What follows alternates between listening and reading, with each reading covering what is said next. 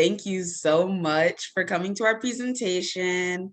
Um, it's just such an honor to be able to present to you tonight. We've been training for this, and I hope that you'll love it. I think that you'll love it. I hope you love it. So let's get started on our presentation about body image within the Black community, or within Black youth more specifically. So first, let's get started with introductions. I know Gemma introduced us before, but I just like to go a little bit more in depth and talk about who we really are. So my name is Jaelyn. I'm a sophomore at Chesapeake Science Point. It's a STEM school. And I joined Healing Youth Alliance Cohort 3 because I'm really interested in studying, different methods of healing techniques, how to best help people, different groups of people of color, women, children. And so when I heard about this opportunity, I fell in love and I just had to join. Some fun facts about me: I do cheer, I do volleyball, I do student council. I'm just always involved. So this was a really good opportunity for me. And next, we're going to hear from my co-presenter, Alicia, and a little bit more about her and why she joined. Hey everyone, my name is Alicia Allegan. I'm 16 years old and I'm a sophomore at Western High School, the best Western High School, all-girls school, oldest all-girls school in Baltimore. I am a part of Healing Youth Alliance Cohort 3 because I am passionate about advocating for our youth mental health and learning about how to better our community. Ever since I was a child, I was always called the therapist friend, the one that liked to help out. I was just always the type to cater to other people's needs and their mental health.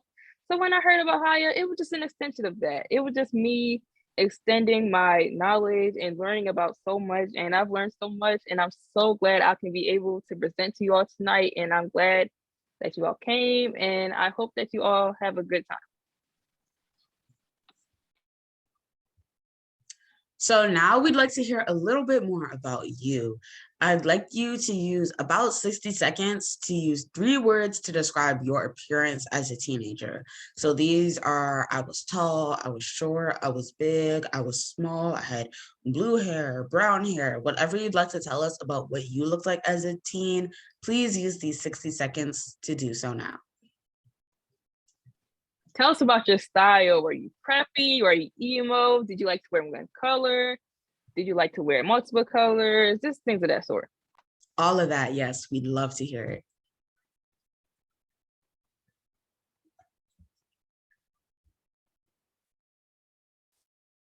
Mean.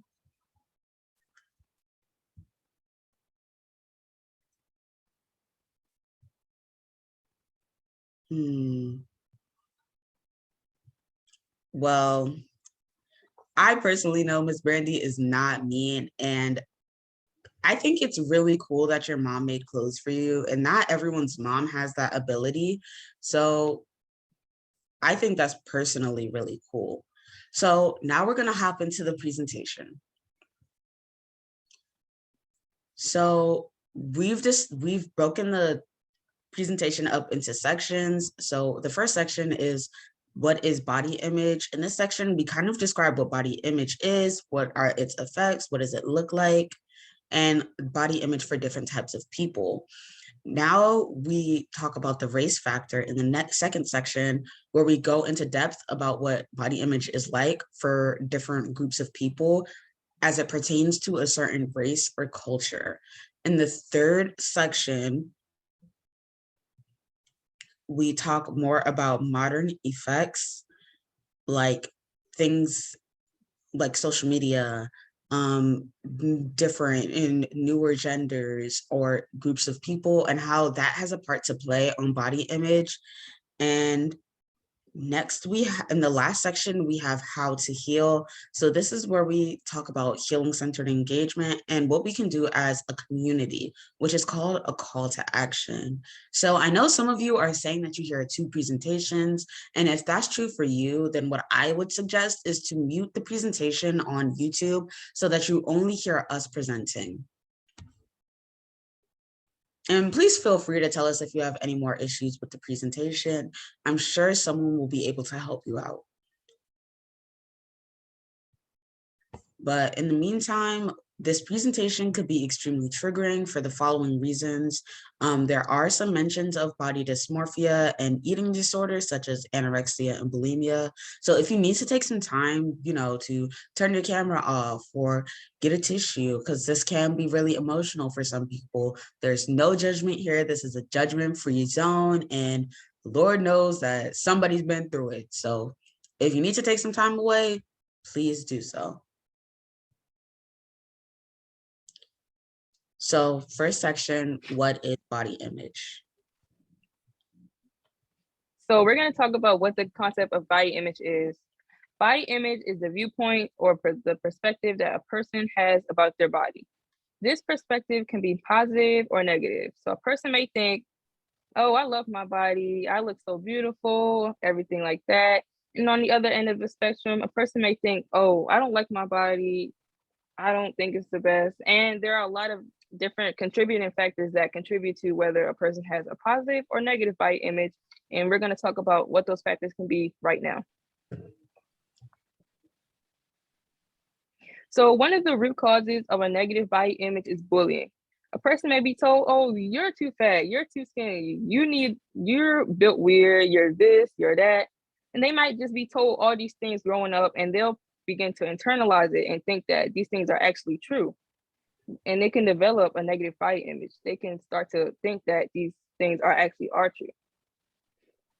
A second root cause of negative body image is social media. Like we always see Nicki Minaj with the small waist, the thick thighs. We always see people like that. And we feel like, oh, that's what I want to look like because, Nicki Minaj is always being praised. Also, she's like, everybody loves Nicki Minaj. So people want to look like her. And when they see that they don't look like her, they'll start to be insecure. And it ties into the third one, which is comparison. They'll compare themselves to celebrities and people around them. And they'll tell themselves like, oh, I don't look like Nicki Minaj. I don't look like this person or that person. So they'll start to develop a negative body image because they're not comfortable within themselves.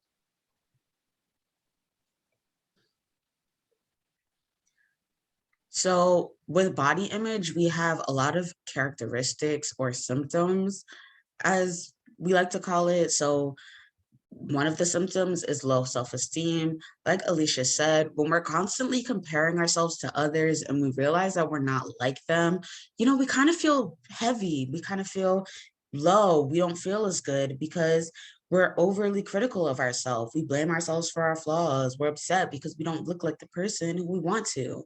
We don't realize that everyone is built different. So, and then that ties into disordered eating. So teens might try and restrict or partake in compulsive or irregular eating habits to control their figure, whether this is getting bigger, whether this is getting smaller. The intent with disordered eating is to try and change the way you look via eating. Next, we have unhealthy self-talk. So first, I'm going to describe or tell you what these unhealthy self-talks are, and then I'm going to give you some symptoms and describe them a little bit more. So negative self-talkers tend to filter, personalize, catastrophize, and polarize. So when teens with a low body image filter, they basically magnify the negative aspects of a situation and kind of just filter out all the positives. They're not really paying attention to any of the good things that might have happened. It's always just the bad. So a teen might be told that they look nice today. They're only going to figure out how they can look nicer. They're not going to really focus on the part where someone said they looked nice before. The other thing is personalizing. So this is when something bad occurs and you really just blame yourself. So a teen might see a couple extra pounds on the scale, and we all know as rational people that there's so many reasons why the scale can be showing different numbers. It might not be calibrated, you might be bloated, you might have something to eat before, or you might have not had anything to eat before. You might have sweat a little bit. But with teens with a negative self-body image, they don't take these rational, real reasons into account. Next, we have catastrophizing, and this is when we automatically anticipate the worst. A teen might be told, or teen might get their makeup wrong. They automatically think that the rest of their day is going to be completely awful. They don't realize that not everything is tied to their appearance and the way they look. And if one thing's goes bad, not everything is going to go bad. They don't really take things as a bad moment and a good day. It just has to be a bad day. And lastly, there's polarizing. So this is when teens either see things as good or bad. There's no gray area, there's no grace. Everything is just good or bad. You either have a perfect body or you don't. You either have the best or social media perfect face or you don't. There's no I might look better some days than others or anything like that. It's just completely one way or another.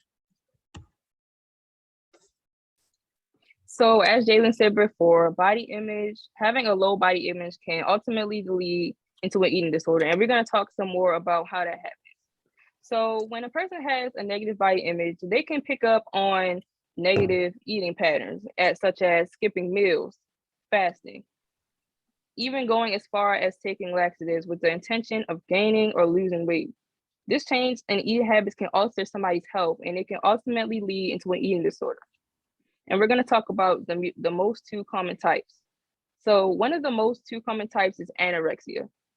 When a person has anorexia, they self-starve themselves in an effort to stay as thin as possible because they have a fear of gaining weight. And this fear of gaining weight can come from bullying, comparison, and the characteristics we talked about earlier. And bulimia is similar to anorexia, except a person will eat food and they'll follow up with methods to get rid of that food, such as making themselves throw up and just doing unhealthy things with the intention to stay small or to gain weight. The sad reality is that a lot of our youth in our community suffer with this because they have a negative body image. And there are a lot of reasons why, which we'll get into further down the presentation. So now we want to hear from you. Again, what do you think that we can do to promote all body types within our youth? So like before, we just are going to ask you to take 60 seconds to just say what you have to say. And y'all can call out, y'all can unmute. Just what do you think we can do to promote all body types within our youth?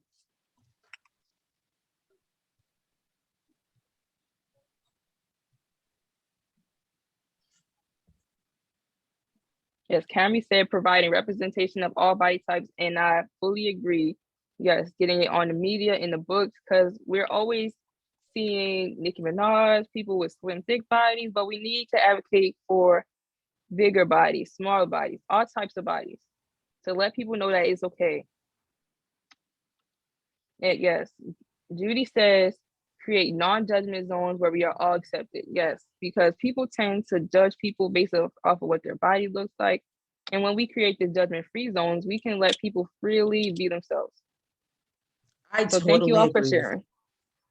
Yes, thank you all for sharing, and I totally agree. So next, we're going to talk about the race factor and what race has to do with body image in our youth. So here's another activity where I'm going to ask you all to look at these three women and just tell me what you see. What do you notice? How are they different, but how are they alike? Like my partner Alicia said, you can utilize the chat or you can unmute yourself and tell me what you see about these three women.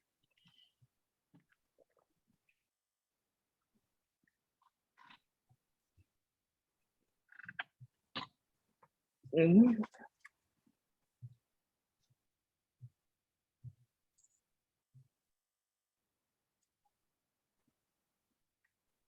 They do all look very similar, lighter skin, same body type, all things that I see, all weaves, straight hair.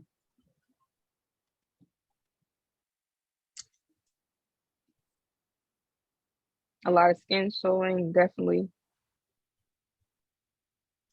Right. So like Miss Brandy said, these women all have the same body types. They all have the same hair, all have the same skin amount of skin showing, all have the same skin type. But I'd also like you all to realize that these women are top artists. These are the women that we are most often listening to and looking at. These are who our kids are listening to. These are even who some parents are listening to. These are the women that we see often. And like you said, they all look the same.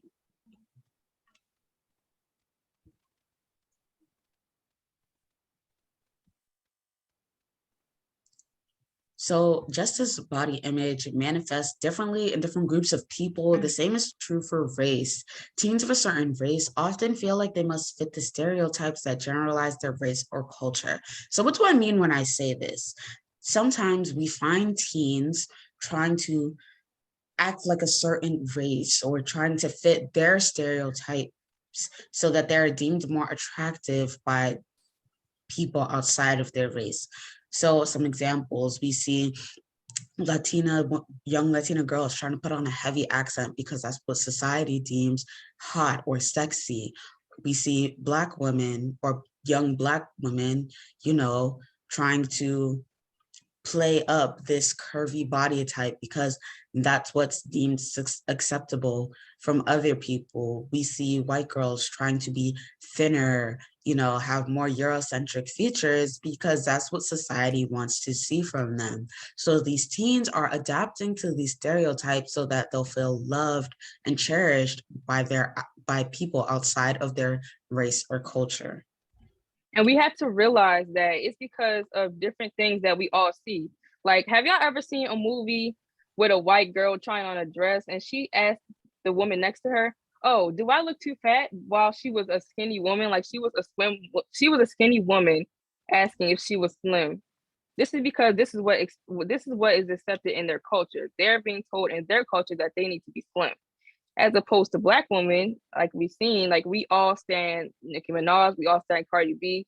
So that's who we want to be like. So it all depends on where we grow up in and what we internalize, what we see on the media and things like that.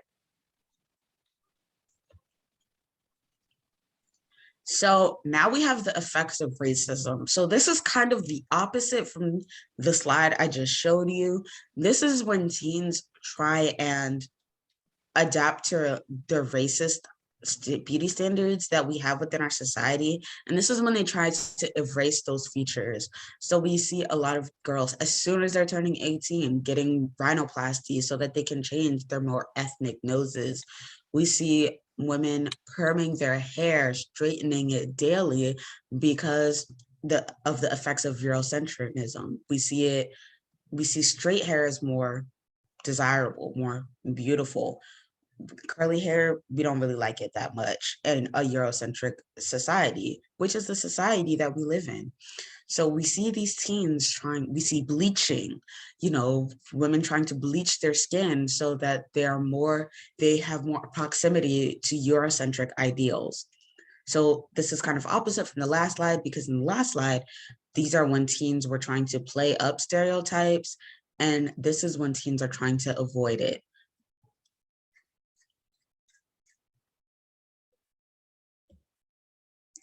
So now we have some historical context. So these are things that have gone on in our society, and it kind of just made people of color, Black teens, anyone just feel really awful about the way that they look. So at first we have the Tygon laws in 1986. This was enacted by the Spanish governor of Louisiana, and it forced Black women to not only wear a headscarf when they're out in public, but they weren't allowed to do their hair, make it look nice, adorn it with feathers or pearls. They just had to wear their hair plain or not covered up. This law was enacted because people felt like Black women or young Black women were becoming too relevant in society. They were too pretty almost. So they used this law to kind of dim their light. Next, we have the racist soap ads of 1879. So these are when we see ads like fairy soap or pear soap, where it basically says things like, oh, you dirty Black child, let us wash you with our soap and then you'll be light and fair like us. So if you heard this in today's society, you wouldn't feel good. And they definitely didn't feel good back then. It just perpetuated a whole onslaught of racism, not feeling good about our skin, not feeling good about the different shades of our skin. And it just perpetuated this idea that white was right. So next we have the 1930s. As a little girl, I personally loved pageants, but up until the 1930s, the notorious rule number 7 of the Miss America rule book said that contestants had to be of good health and of the white race. So I'm pretty sure the little girls back then weren't so happy because they were not seeing girls who looked like them in pageants. In fact, up until the 1960s, contestants had to show biological data sheets that proved that they only had white ancestry. And then we move on to the 2010s, and these are when American school children were being punished due to their hair. There was one particular African-American boxer who was forced to cut off his locks before a boxing match. There was a couple of Black female students at various different schools across the world who were not allowed into class because of their hair extensions. So when we look at all of this as a whole, being put down because of the way that we look is not a new concept, and it's lasted for far longer than this century, far longer than this millennium. So it's hard for us now to feel good about the way that we look as young Black youth or young Black girls, young Black boys, young Black anyone, because of how long we have been treated horribly because of the way that we look. But beauty is subjective, and different people value different looks all around the world. Traditionally in Africa, nations favored voluptuous women because they were seen as strong enough to carry their village and families on their back. They were seen as the only ones strong enough to really care for the people around them. But in North America, currently, we still follow a more Eurocentric ideal of beauty. So fair skin, fair hair, fairer eyes, thinner, things like that. But in South America, in Latin cultures, the beauty standard was for women to have a little bit of meat on their bones. So basically look like the women that we saw in the 3 pictures before. This has caused Latin women to get a lot of plastic surgery so that they can keep up with this standard. So in the chat, you can, name a couple of standards that you have where you're from or in your family. I'll just give you 60 seconds to do that.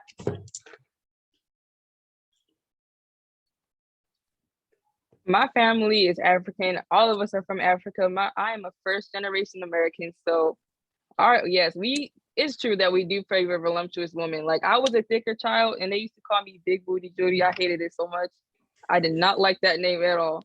But I'm like Alicia. It just proves that it's like a stereotype within Black and African households. Because I used to not stand that.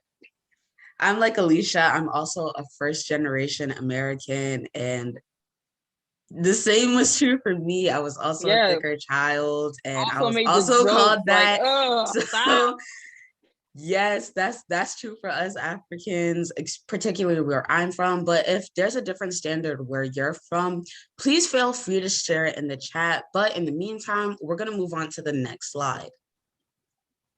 So here we talk about some modern effects and how that has to do with body image in adolescence. So first we have this quote here, and it says, "I'm your favorite type of chick, bougie, bad, and thick." So this is from this. Y'all know that song. Get in the chat. Yeah, I know y'all know this song. In fact, this song was 57 on the Billboard, on the US Billboard, and oh my gosh, y'all, I'm sorry, I'm parched. It debuted at number 57 on the US Billboard Hot 100 the week after albums released. So this song was pretty loved as soon as it came out. But let's talk about why we love this song and why we listen to it so frequently. The real reason is because we secretly all want to be like the favorite type of chick. We all want to have this lavish lifestyle. We want to be bad, desired. We want to be thick. So when we see the phrase bougie, bad, and thick, we know in our society that's what it takes to be desired. That's what it takes to feel loved. And we all want that. But we're listening to this, and even if you don't feel it on your conscious, subconsciously, Right. it's I was leaving gonna a say that. message. It Right. Like is. we don't even realize it. It's just a subconscious thing and we internalize it. And then we wonder why we have body image issues. It can stem from the music you listen to, the people you hang around. It's just all like that. Like we don't even realize these type of things, which is why we need to take into consideration what we're consuming, because our music can play a factor into like our negative viewpoints about ourselves too. Right. As soon as I was doing this presentation, I remember I was like, I used to listen to the song all the time. And Right. I I used never to would just have be like guessed. whipping my hair back and forth, I not never even would have thinking like, guessed, but y'all have to realize that this is the music that your children are listening to. So as parents, I know some of y'all are parents and watching us present. These are what our peers are listening to. These are what our children are listening to. And they are on their subconscious that they need to be the favorite type of chick. So, after this presentation, maybe you should go and have a conversation with them, you know, because these are the things that they're listening to. This is what they're watching. Like I said before, with those three women, one of which who actually made this song, those are the people that your children are listening to, watching, and looking up to. And this is the things that they're saying. so now we're going to talk about body image with a boys versus girls perspective. So a statistic found that 46% of girls say that they have body image issues, while only 25% of males can say the same. And we're going to talk about why only 25% can say that as opposed to girls, where it's a higher percentage. So as it pertains to males, you know that men, they like, in Baltimore terminology, they fake hard up. They want to act all masculine and they just pretend that they don't have any body image issues. You would think that they're only worried about if they have strong muscles and stuff like that, but it's way deeper than that. It is. A research found that 95% of males have body image issues and they're unsatisfied. Another study that we did. So body image is really prevalent in the male community, but people don't talk about it because toxic masculinity, like we said, boys want to be seen as hard up. They want to be seen as like tough. So they want to hide the fact that they have body image issues too because of toxic masculinity and stuff like that. But we need to break this wall down because, as it pertains to girls, we see Lizzo, we see advocates for women body image all the time, all over the internet, and we don't see the same advocacy for men. So we need to take that into consideration as it pertains to girls versus boys.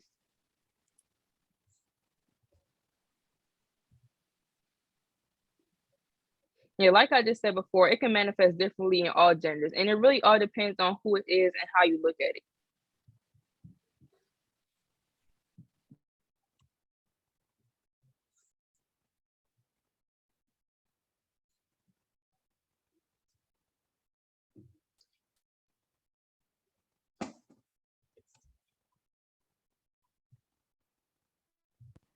Sorry, you all.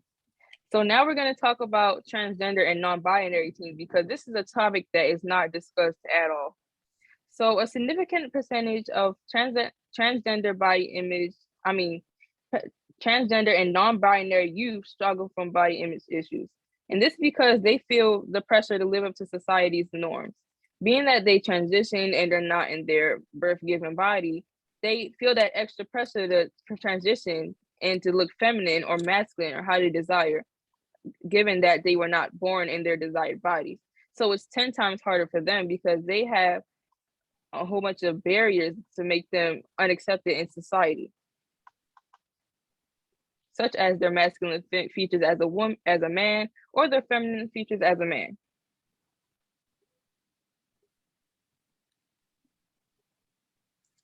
So now we have some, oh my gosh, Statistics. I'm sorry, y'all. It's all right. Everybody, everybody all right. stutters.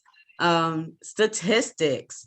So 53% of American girls are unhappy with their body, and 40 to 70% of girls are dissatisfied with 2 or more parts of their body by middle school. So this could be their stomach and their butt, their stomach and their breast, the way their head is shaped and the way their legs are shaped, different kinds of body parts.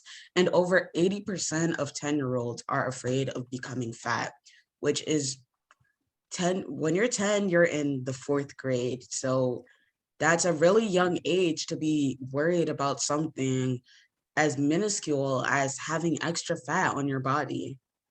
Mm-hmm. So now we have another activity because y'all know I love keeping you engaged.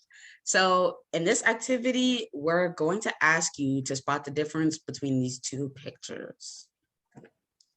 Yes, any differences you may see within the pictures, feel free to say it out loud or speak it in the chat or say it in chat.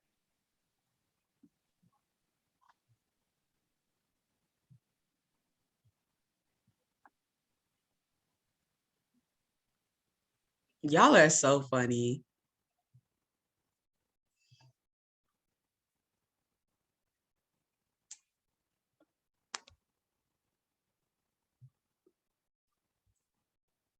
But yeah, as we see these 2 photos, we see filters. There's some other things that like the filter does to my face. And So it elongates it a bit. You can see your acne. So I mean, you can't really see it in the yeah, it makes you look lighter. It just stretches out your face as a whole. like my eyes look bigger. Yeah. My nose is a lot smaller. My skin is lighter and blurred out. My face looks slimmer. And it kind of erases those Afrocentric and Oriental features that I have, like having smaller eyes or having a bigger nose or having bigger lips. Like it kind of shrinks my lips a little bit, having a bigger or wider head. It just really distorts the way I look. And when we use these filters, often when we use these filters like all the time, we just take no breaks. It kind of gives us this distorted perception of what we look like, because when we look into a camera, this is what we see, but then we look into a mirror and we just hate the way we look because we don't actually look at the way that we actually look. We just look into a camera. Right, and don't even get me started on the media and like what they do. Like they'll have the most unnoticeable changes to themselves, which is why you shouldn't feed into what the media shows you, because they'll have curves edited on themselves, but you wouldn't even be able to tell. So that's why it's best if you just look into your authentic self and don't feed into the media, because 99.9% of the time, I'm telling you, it's fake. It's fake. So research shows that 13% of British teens and 6% of American teens who use Instagram can trace suicidal thoughts to the platform. So like I was saying before, when we have this distorted perception of ourselves and of other people, we don't know what we really look like, and we hate the way we really look. So when we see ourselves in a mirror, it's so much different from the way we see ourselves with a camera and a filter. And when you see that for everyone else, a lot of the times these teens aren't even meeting up in real life to see what they actually look like. So we just think this person with the perfect lipstick, that's actually what she looks like. Or this person with the perfect pointiest nose, that's actually what she looks like. But I look nothing like that. So Whole now time it's I fake. hate the whole time is fake.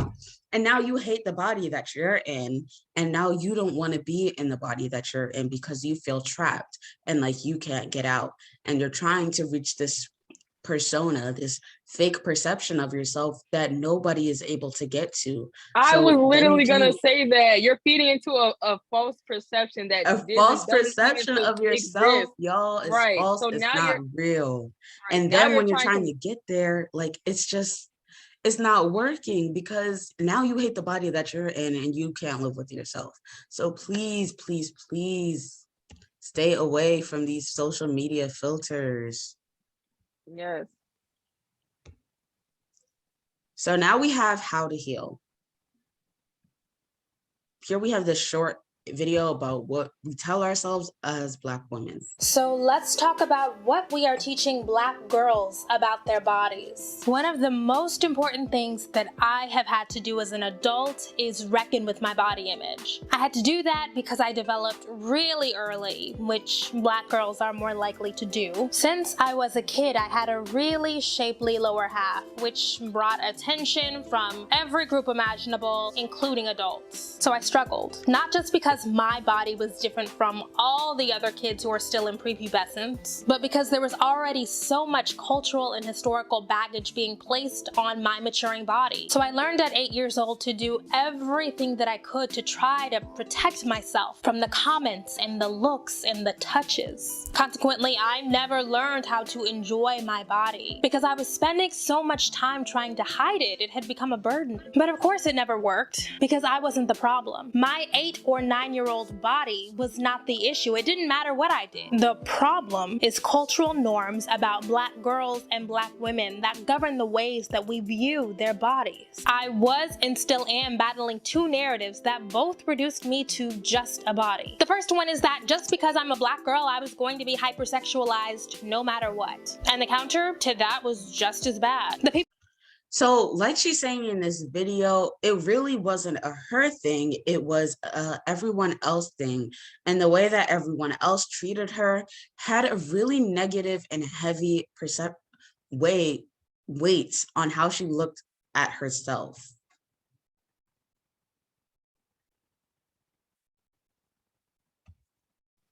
So now we're going to talk about our personal experiences with body image. So as for me, I was a chunky child. Like I said before, when I was younger, my parents used to call me Big Booty Judy. Like they used to always just say those derogatory names, and I used to hate it so much. Like it got to the point where I was wearing big clothes all the time so people wouldn't see me because I was insecure. Like, and I was always told like, oh, what have you been eating? Oh,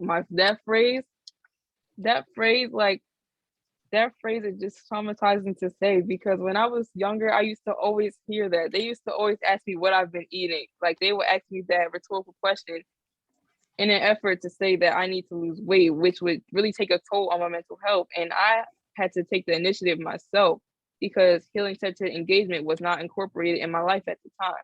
And we're going to get into what healing-centered engagement is later on in the presentation.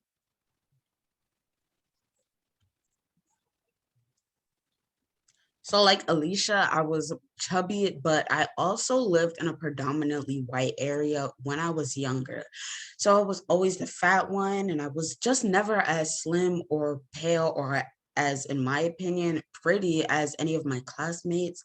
I used to do ballet and my hair always had to get straightened to get into a bun. And I just remember thinking, why can't I just be like the other girls? To me, it seemed like being pretty were so effortless for them. So when I grew a little bit older, I just really couldn't stand it anymore. And I decided to partake in disordered eating habits to try and control the way I looked. However, this made me ill, noticeably ill, and it just wasn't working because those things just don't work. So I decided that it was okay if I didn't look like the other girls, and it was okay if I wasn't as pale or as pretty. I was still beautiful in my own way, and I decided to get help. But here's a healing-centered approach. A key part of fixing the problem is breaking down these stereotypical ideas that we have about teenage bodies.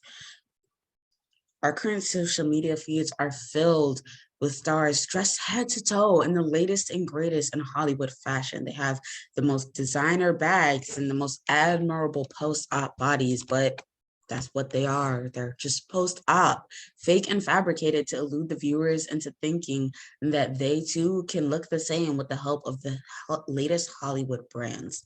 And the worst part is often we're told that that these stars are supposed to emulate us in our lives. So then we get upset and sad when our lives aren't as lavish as the girls from Scream Queens or as exciting and fast as the cast of Euphoria's. We beat ourselves down thinking that these things are true, and in reality, they're not.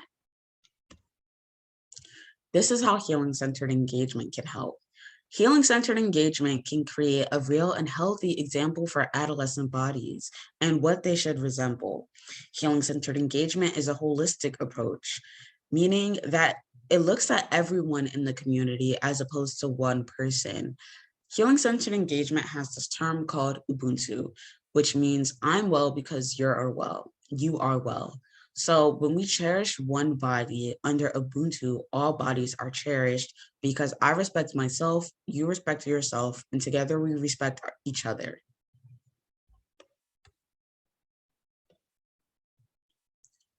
So the way to help the situation is by giving our children a foundation in which they are being told that they are beautiful. As a community, sometimes we tend to tell our children what we would like them to look like, but that's not always how they are. We tell our sons that they're gay for twisting their hair or piercing their ears.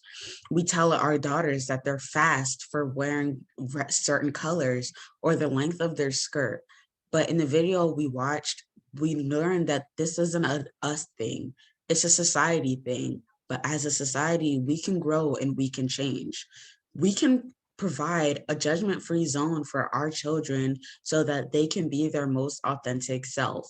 And when everyone is their most authentic self, no one is getting judged and everyone is happy. These are our resources. So thank you so much for coming out tonight and watching us present. I know this was a little long, so thank you for just sticking with us. I hope you enjoyed it. These are where you can contact